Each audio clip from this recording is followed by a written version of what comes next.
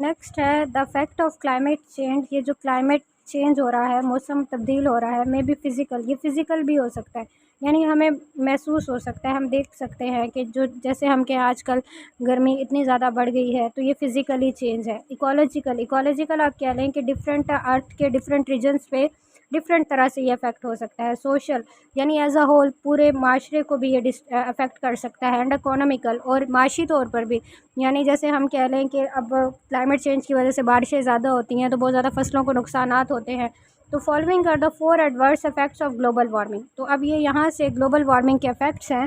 आप इधर हेडिंग लिखोगे इफेक्ट्स ऑफ ग्लोबल वार्मिंग, या आपसे पूछा जाए what are the effects of global warming, तो ये जो नीचे पॉइंट्स दिए हुए हैं आपने ये लिखने हैं। इसमें सबसे पहले है rise in sea level. Sea level का या समंदरी सतह का बढ़ना। हायर टेम्परेचर, ज़्यादा टेम्परेचर हो will make the water of the seas and ocean expand. अब हमें पता है कि हाई टेम्परेचर पे कोई भी लिक्विड है उसका वॉल्यूम ज़्यादा होता है, यानी वो फैल जाता है। जैसे आप कह लें, आप घरों में दूध ही बॉयल होने रखते हो, तो जब आपकी हीट चूल्हे की ज़्यादा होती है तो वो दूध ऊपर को आ जाता है, यानी वो जो लिक्विड होता है वो एक्सपेंड करता है। इसी तरह से जब टेम्परेचर ज़्यादा होगा तो सी वाटर या ओशन वाटर वो भी एक्सपेंड करेगा, यानी फैलेगा। Ice melting in the Antarctic and Greenland. अब इसी तरह से अंटार्कटिक जो वहाँ पे जितनी भी बर्फ़ है वो पिघलेगी, या ग्रीनलैंड की विल फ्लो इनटू द सी, वो समंदर में बह के यानी वो पिघल के फिर बहेगी, समंदर तक आएगी। And it results in higher sea level, और समुद्री सतह क्या है, बढ़ती जाएगी। This phenomena will threaten the low lying coastal areas. ये आप कह लें जो समंदर के पास जो इलाके हैं उनको कोस्टल एरिया, समंदर के किनारे होते हैं, वो क्या होगा, उसको ख़तरा होगा। Of the world such as Netherlands की बात कर लूँ या बांग्लादेश की बात कर लूँ, क्योंकि वो समंदर के पास पास हैं। जैसे मैं कह लूँ आइसलैंड, मालदीव्स का आइसलैंड है, वहाँ पे कहते हैं कि हर साल बहुत ज़्यादा मतलब पानी ज़्यादा होता जा रहा है और वहाँ की आबादी कम होती जा रही है।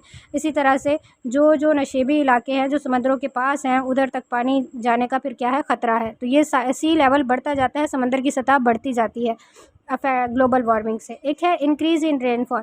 जितनी ज़्यादा ग्लोबल वार्मिंग बढ़ती जा रही है उतना ज़्यादा रेनफॉल यानी बारिशें भी ज़्यादा आती जा रही हैं।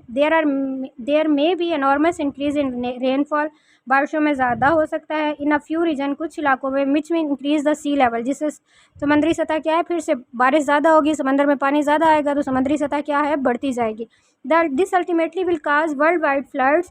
इससे क्या होगा, पूरी दुनिया में सैलाब आएंगे। Endangering survival of living species, और जो भी स्पीशीज़ जो दरियाओं के अंदर रहते हैं, दरियाओं के पास रहते हैं, समंदरों के पास रहते हैं, उनको क्या होगा, ख़तरा होगा।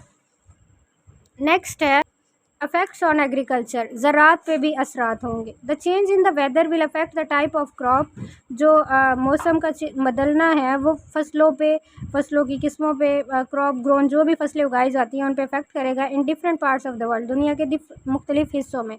सम क्रॉप सच एज़ वीट, जैसे कुछ फसलें हैं जैसे कि गंदम हो गई, राइस, चावल हो गए, grow better in higher temperature, वो हाई टेम्परेचर पे ज़्यादा अच्छे ग्रो करते हैं। But other plants such as maize, जैसे मकई है, शुगर केन, वो हाई टेम्परेचर में ग्रो नहीं करते। तो इसका मतलब है कि जैसे ग्लोबल वार्मिंग बढ़ती जा रही है तो नियर फ्यूचर में मकई और जो गन्ना वगैरह है उसकी पैदावार में कमी हो सकती है।